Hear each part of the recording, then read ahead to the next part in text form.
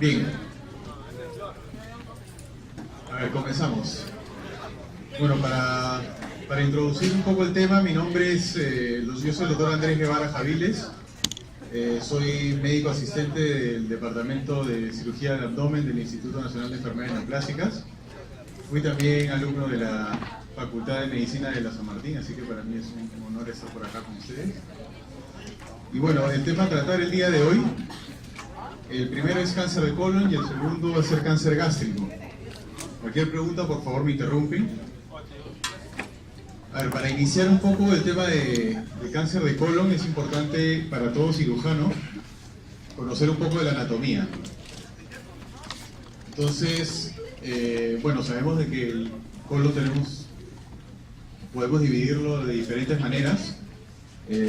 La más conocida es la de colon derecho, colon izquierdo. Podemos hablar de colon ascendente, colon transverso, colon descendente, sigmoide, recto.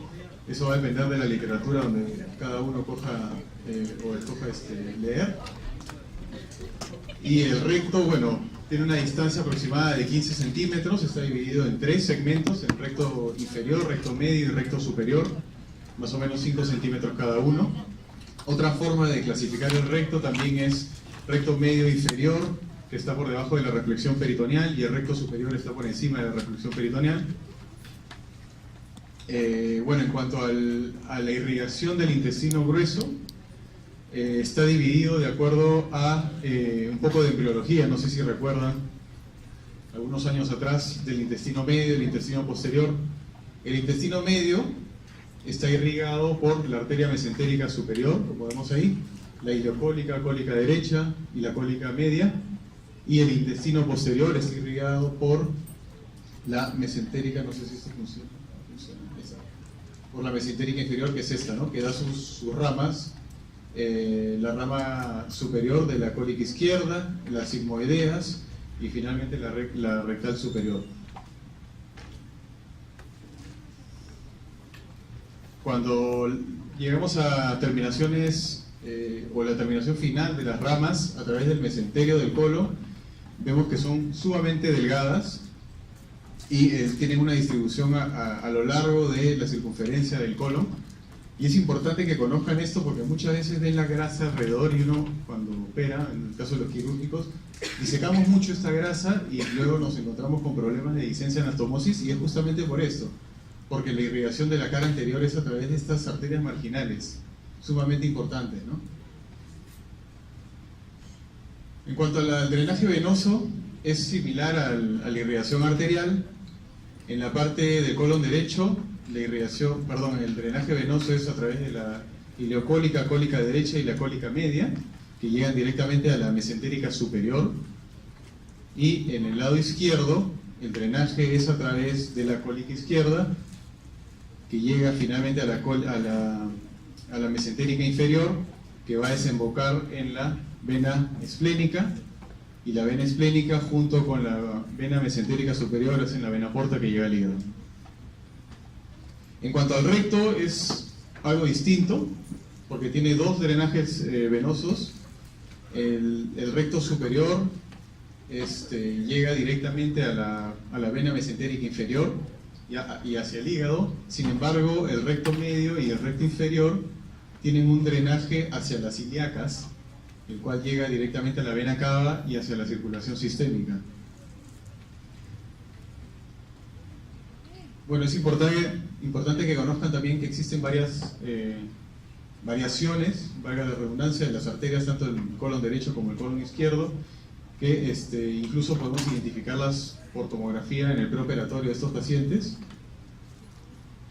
Y bueno, los vasos linfáticos del intestino grueso siguen a las arterias.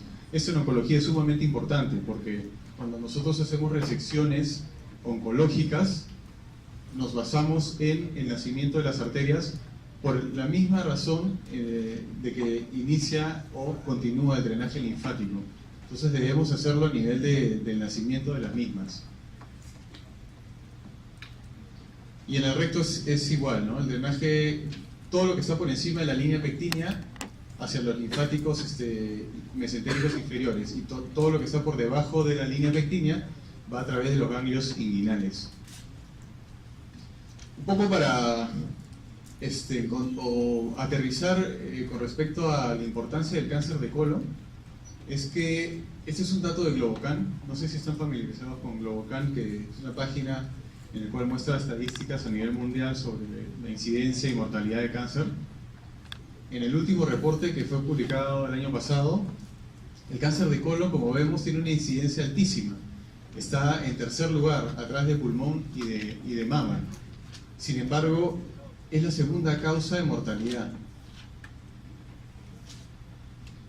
En cuanto a la etiología, bueno, está bien establecido que es una combinación de predisposición genética y factores ambientales. Y importante conocer también algunas alteraciones genómicas y epigenéticas directas, como ya les voy a mencionar más adelante. Proceso de 4 pasos, bueno, sí, que comienza con la transformación del epitelio normal hacia un adenoma, luego a un carcinoma, luego este carcinoma in situ se vuelve un carcinoma infiltrante y posteriormente, si no es tratado, puede culminar en un tumor metastásico. Y fue justamente Feron y Volhestein que en el año 90 propusieron estos eventos, que es la secuencia adenoma-carcinoma, muy conocido, y que incluye incluso mutaciones genéticas, ¿no? ¿Qué es este?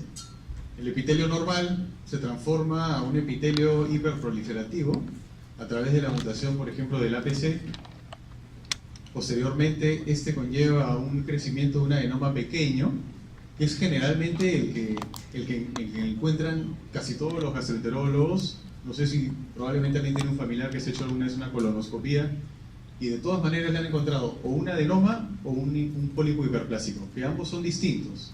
El pólipo hiperplásico jamás se transforma en cáncer, pero el adenoma sí tiene riesgo de hacer cáncer.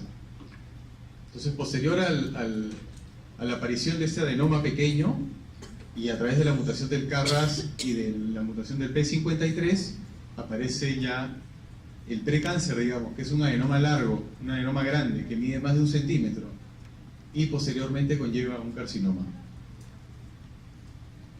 Bueno, factores de riesgo: grasa dietética, comer carnes rojas, la dieta baja en fibras, resistencia a insulina y la obesidad, el alcohol, el fumar e incluso los ácidos biliares y los pacientes que son operados de colicistectomía. Algunas enfermedades inflamatorias intestinales que ya también conocen seguro, la enfermedad de Crohn, por ejemplo, o la colitis ulcerativa, y la predisposición genética y familiar que puede ser polipósica o no polipósica. El síndrome de Lynch es un cáncer de colon hereditario no polipósico muy frecuente acá en el país, que generalmente se encuentra en pacientes de 50 años, algunos tienen antecedentes familiares, otros no tienen antecedentes familiares, pero sin embargo está relacionado a mutaciones genéticas específicas como el MLH1, el SM2, entre otros, ¿no?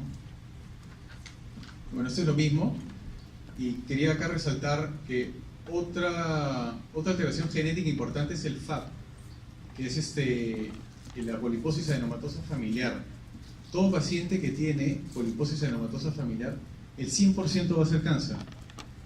Incluso estos pacientes son candidatos a recibir colectomías subtotales de forma profiláctica.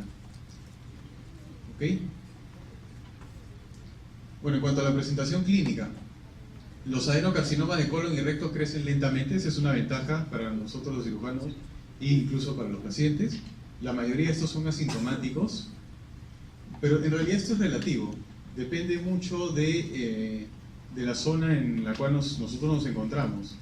Depende también del nivel socioeconómico, del nivel educacional de la población, porque si, digamos, estamos en países desarrollados, difícilmente vamos a encontrar tumores grandes que sean sintomáticos.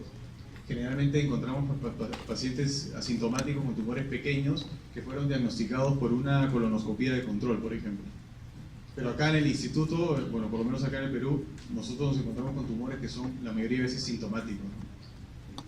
Y los síntomas van a variar en función, como le dije, del tamaño tumoral y la localización. Por ejemplo, si tenemos un paciente que tiene un cáncer de colon izquierdo, es típico encontrar bastante dolor abdominal, cuadros de obstrucción intestinal o suboclusión, cambios en el hábito intestinal y hemorragia digestiva baja. Y por otro lado, si tenemos un paciente de cáncer de colon derecho, También el paciente presenta un dolor abdominal, pero es un dolor abdominal difuso, difícil de localizar.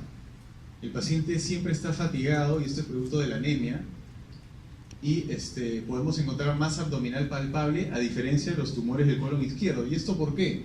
Por la simple razón de que el diámetro del colon izquierdo es mucho menor que el del lado derecho.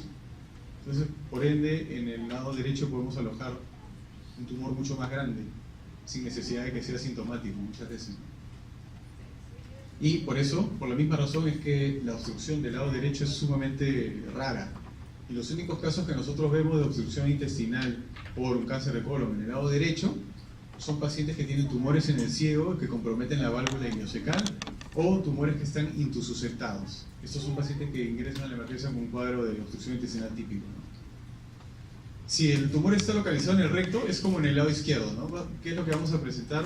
Cuadro de suboclusión, obstrucción intestinal, un poco de pérdidas anormales entre sangre y moco en las deposiciones, así como dolor tardío, tenesmo y cambio en el calibre de las heces. El 15% de los casos presentará como una obstrucción o perforación difícil de distinguir de una diverticulitis perforada. Este es uno de los diagnósticos diferenciales. En cuanto al diagnóstico, bueno, básico, como en toda patología, la anamnesis, datos referidos a la sintomatología y a los antecedentes personales y familiares de los pacientes. El examen físico debe ser completo, incluido el tacto rectal. Yo sé que muchos obvian esta parte del examen por lo que es fastidioso para el paciente sobre todo, pero es sumamente importante porque, sobre todo el recto, porque nos permite o nos da datos sumamente importantes de qué tan avanzado está el tumor. Si es un tumor móvil, si es un tumor que está pegado a la pared pélvica, si es un tumor de la cara anterior, posterior, si compromete el esfínter anal. O sea, uno ya puede hacerse una idea de qué tipo de tratamiento va a recibir en cáncer de recto por un examen del tacto, haciendo un tacto rectal nada más. Sobre todo en cáncer de recto, que el tratamiento es un multimodal, es largo, es un poco pesado. Pero además del tacto rectal que evalúa el recto, también evaluamos, ¿qué cosa? La próstata, podemos evaluar el cervix, el útero. El gol estándar para el diagnóstico es la colonoscopía, y debe ser una colonoscopía completa, siempre y cuando sea posible. Si el tumor es un tumor obstructivo, lógicamente no vamos a poder evaluar la parte proximal del colon, solamente la parte distal. Pero si el tumor no es tan pequeño o es subestenosante y el equipo ingresa al colon, es preferible siempre hacer una colonoscopía completa. ¿Por qué? Porque podemos encontrarnos con tumores sincrónicos. Y sería una pena ingresar a sala de operaciones por un cáncer de colon de sigmoides, darle de alta y al mes darnos con la sorpresa de que tenía también un cáncer de colon derecho. Bueno, en cuanto a la estadificación, es sumamente importante para determinar la extensión local, regional y a distancia de la enfermedad, y que tiene importancia para la estrategia de tratamiento y valor pronóstico. La más utilizada para el estadiaje es la tomografía de abdomen y pelvis y la tomografía de tórax. Como sabemos, el motivo de hacer el estadiaje de cáncer de colon por tomografía de abdomen y pelvis es justamente identificar lesiones metastásicas en general en el hígado, o retroperitoneales a través de ganglios, o incluso pulmonares, que es menos frecuente. Importante pedir también el marcador tumoral típico de cáncer de colon y recto, que es el antígeno carcinoembrionario. Y en los pacientes con carcinoma de recto, el gold estándar es la resonancia magnética de pelvis. También se puede hacer una ecografía endorrectal, pero solamente para tumores pequeños, tumores precoces en los cuales nosotros tratamos de preservar el órgano. Bueno, el TNM imagino que ya deben de conocer un poco de qué consiste, no lo voy a ahondar mucho porque es difícil también memorizar. Pero básicamente, bueno, a mayor T, mayor compromiso de la pared, ¿sí?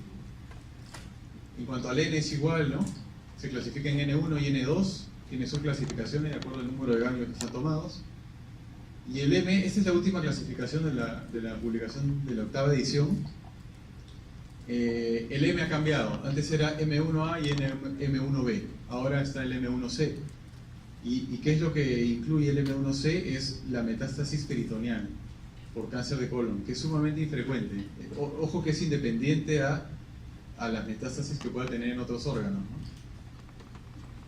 Bueno, en cuanto a los estadios clínicos, está en relación al T y al N, y una forma práctica de acordarse es que todo paciente con N positivo, sí o sí es un estadio clínico 3. Y por lo tanto son pacientes que luego del tratamiento quirúrgico deben de recibir, en su gran mayoría, tratamiento con quimioterapia.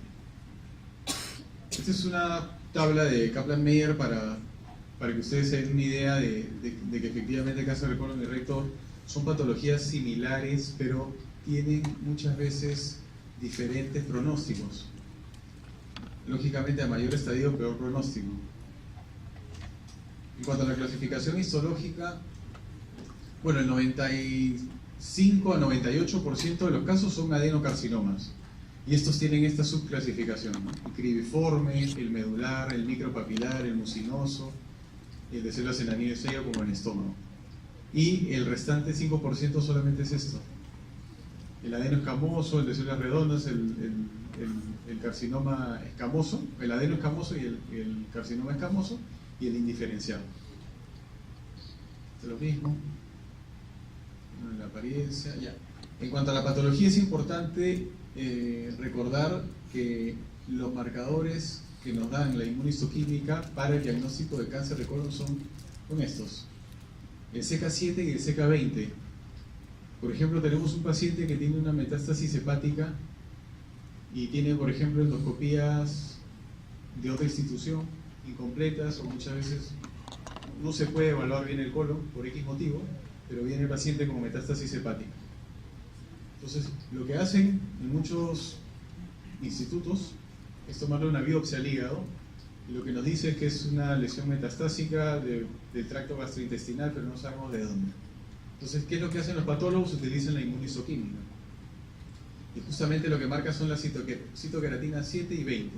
Entonces, ya con este resultado de CK20 positivo y CK7 negativo, ya sabemos de que es un cáncer de colon y hay que buscar sí o sí un cáncer de colon.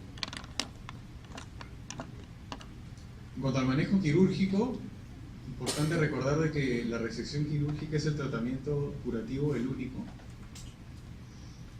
Lógicamente podemos ofrecerle también quimioterapia, tal vez radioterapia en algunos casos, pero el tratamiento que lo va a curar al paciente es un tratamiento quirúrgico. La profundidad de la invasión de la pared intestinal y el estadio de los ganglios linfáticos son los indicadores pronósticos más importantes.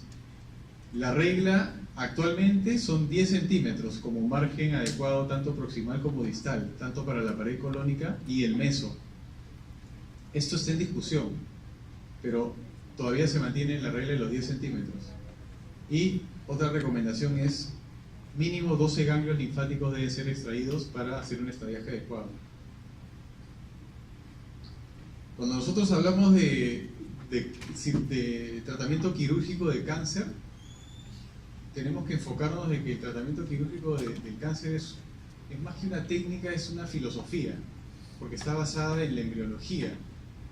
Debemos hacer una resección completa. Por ejemplo, vemos esta pieza, ¿no? Colon derecho, vemos el meso completo, sin ruptura alguna, y ligadura alta de los vasos. Igual acá. Entonces, ¿qué cosa vendría a ser esto? Esto es una linfadenectomía D2. Y cuando hablamos de linfadenectomía D2, tenemos que recordar de que existen tres tipos de estación ganglionar en colon: los que son paracólicos o epicólicos, los de estación intermedia y los que son de estación central, digamos, que son los que están a la altura del nacimiento de los vasos. Cuando hablamos de D2, estamos solamente hablando de los ganglios del grupo intermedio. Y esta linfadenectomía, de acuerdo a la clasificación japonesa, está indicada en cáncer temprano, es decir, en cáncer de colon estadio clínico 1. Sin embargo, el gold estándar para el resto, estadio clínico 2 y 3, o incluso 4, es la linfadenectomía D3, que es la de la ligadura alta, o las siglas en inglés son de ligadura vascular central con excisión completa del mesocolon. Esta es la terminología alemana y esta D3 es la de terminología japonesa, pero sin embargo es lo mismo. ¿Y cuál es el beneficio de hacer este tipo de linfadenectomía? Es que mejora la sobrevida hasta 27% de los casos de estadio clínico 3. ¿Por qué D3? Porque, bueno, este fue el artículo alemán, que fue publicado en el año 2009, en donde ellos crean el concepto. Ya existía probablemente la cirugía, pero el concepto era nuevo. ¿Y qué es lo que demostraron? De que con este concepto, cuando aplicaban este concepto, la recurrencia local bajaba de 6.5 a 3.6%. Y la sobrevida a los 5 años se incrementaba de 82 a 89%. ¿Cuál es la importancia de hacer la excisión completa del mesocolo? Porque en este mesocolo existen células o depósitos tumorales que si uno no los extrae de forma en bloque, muchas veces se quedan en el paciente. Y esto es lo que hace la recurrencia. Igual pasa con los ganglios. A veces uno cree que está haciendo una linfadenectomía adecuada, pero sin embargo está dejando ganglios que tienen enfermedad. Y así le dé quimioterapia, no va a curarse el paciente. Sino, ¿qué es lo que pasa? Una recurrencia temprana. Entonces, la linfadenectomía D3, ¿qué es lo que tiene? Menos recurrencia local, mayor sobrevida, mayor número de ganglios extraídos, mayor área del mesocolon resecado, mayor longitud del intestino resecado y mayor distancia entre el tumor y la ligadura vascular. Bueno, esto es con respecto al margen, porque el margen circunferencial radial también es sumamente importante cuando hablamos de pronóstico, porque no es lo mismo hablar de un R1 o un R0, un R1 o un R2. El R0 es la resección microscópica libre de tumor, el R1 es la resección microscópica comprometida por el tumor y el R2 es cuando dejamos enfermedad macroscópica visible en el paciente, ¿no? Entonces, en colon podemos hablar de resección o de margen circunferencial radial. Va a depender de la zona en la que se encuentre el tumor, porque no todo el colon es intraperitoneal. Tiene áreas que están en contacto directo con el retroperitoneo. Por ejemplo, el colon derecho. La pared posterior está en contacto con el retroperitoneo. Este sería un ejemplo perfecto, ¿no? Si nosotros nos vamos a basar solamente en sacar el colon y hay compromiso del retroperitoneo, vamos a dejar enfermedad en el retroperitoneo. Pero sin embargo, si la lesión se ubica en la cara anterior, en donde no está en contacto con nada, y este es un área intraperitoneal, acá no podríamos hablar de un margen circunferencial, no se aplica, porque este es solamente peritoneo y luego están las vísceras. Lo mismo sucede acá, ¿no? Es un ejemplo similar, ¿no? En cuanto al tipo de cirugía, depende de la ubicación del tumor. Las clásicas son la hemicolectomía derecha, la hemicolectomía derecha ampliada, la hemicolectomía transversa, la hemicolectomía izquierda, la sigmoidectomía, la colectomía subtotal. Por ejemplo, esto vendría a ser una hemicolectomía derecha ampliada. ¿Por qué ampliada? ¿Y cuál es la diferencia con la derecha? La derecha únicamente tiene ligadura alta de la iliocólica y de la cólica derecha y de la rama derecha de la cólica media. Sin embargo, la ampliada tiene lo mismo, pero en vez de ligar la rama derecha de la cólica media, ligas la base de la media. Es decir, la sección es a nivel del tercio, entre el tercio distal y los 2 tercios proximales del colon transverso. También tenemos el recto de la resección anterior, con reconstrucción a través de anastomosis colorectal, o una coloprotectomía total con anastomosis inguinal o amputaciones abdominoperineales, ¿no?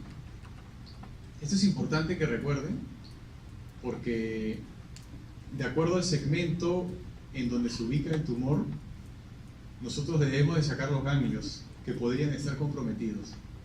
Por ejemplo, en el ciego, ¿no?, que es la parte proximal del colon derecho, sí o sí tenemos que sacar los pericólicos, los ileocólicos y de la cólica derecha. Sin embargo, si el tumor se encuentra en el colon ascendente, tenemos que sacar lo mismo que el de arriba, pero también tenemos que sacar la rama derecha de la cólica media, lo que les dije hace un momento. Igual pasa para diferentes ubicaciones del tumor. Si está en una flexura hepática, hay que sacar, como les dije, hay que hacer una hemicolectomía derecha ampliada, ¿sí?, en donde ya no se saca la rama derecha de la cólica media, sino se saca toda la cólica media, ¿no? Igual pasa para todos, ¿no? No lo voy a mencionar para que lo lean. Bueno, este es un diagrama, una representación de lo que les vengo diciendo, de la ubicación de los ganglios, de acuerdo a la ubicación del tumor en el colon. Bueno, y si nos vamos a digamos, una de las cirugías que con mayor frecuencia hacemos en el instituto es la hemicolectomía derecha. Y los pasos son, bueno, la incisión, nosotros hacemos una mediana cuando hacemos cirugía abierta.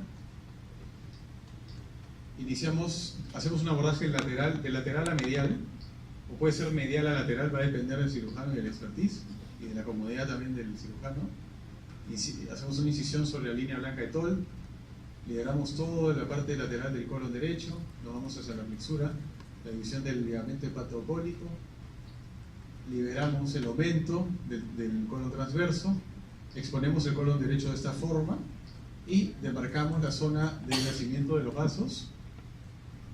Hacemos la ligadura con un stapler o a mano, va a depender de los recursos que tenga el instituto o el paciente. Y posteriormente hacemos la reconstrucción, podemos hacerla término-terminal, ¿sí? Con sutura continua o sutura continua. Acá, por ejemplo, hacemos una anastomosis término-lateral al colon transverso, o podemos hacer una lateral.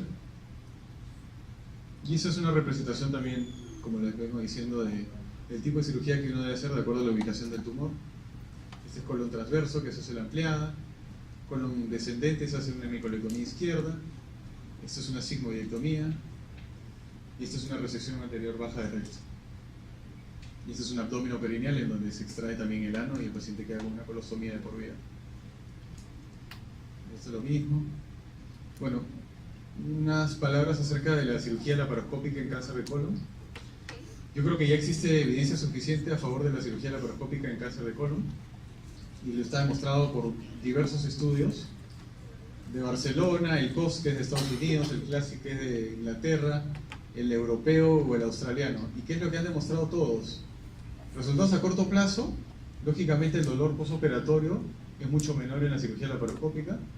El tiempo operatorio sí es mayor, pero el conteo ganglionar es el mismo, el tiempo hospitalario es menor y las complicaciones son las mismas. Y si nos basamos en resultados a largo plazo que ya están disponibles en la literatura, la mortalidad, la recurrencia, la sobrevida libre enfermedad y la sobrevida global son exactamente las mismas. Entonces lo que nosotros buscamos entre la cirugía laparoscópica y la cirugía abierta son resultados a corto plazo, recuperación rápida, menos analgesia, menor estancia hospitalaria, una equivalencia oncológica y los resultados a largo plazo, como les dije. Esto va a depender de qué, del expertise del cirujano. Si el cirujano no cree que está en la capacidad de hacer una cirugía oncológica laparoscópica, debe convertir. Sin embargo, todos los estudios que les mencioné tenían un poco de, digamos, de rechazo en algunas partes del mundo, porque siempre mencionaban de que no estaban incluyendo las D3. Sin embargo, los japoneses, como siempre, se encargaron de refutar esto, ¿no? Hicieron un trial en el cual demostraron de que los pacientes que iban a hemicolectomía laparoscópica versus abierta tenían una sobrevida similar haciendo una D3. Entonces la conclusión es de que efectivamente la cirugía laparoscópica D3 podría ser una opción para el tratamiento en estos casos, sobre todo en estadios clínicos 2 y 3. Gracias.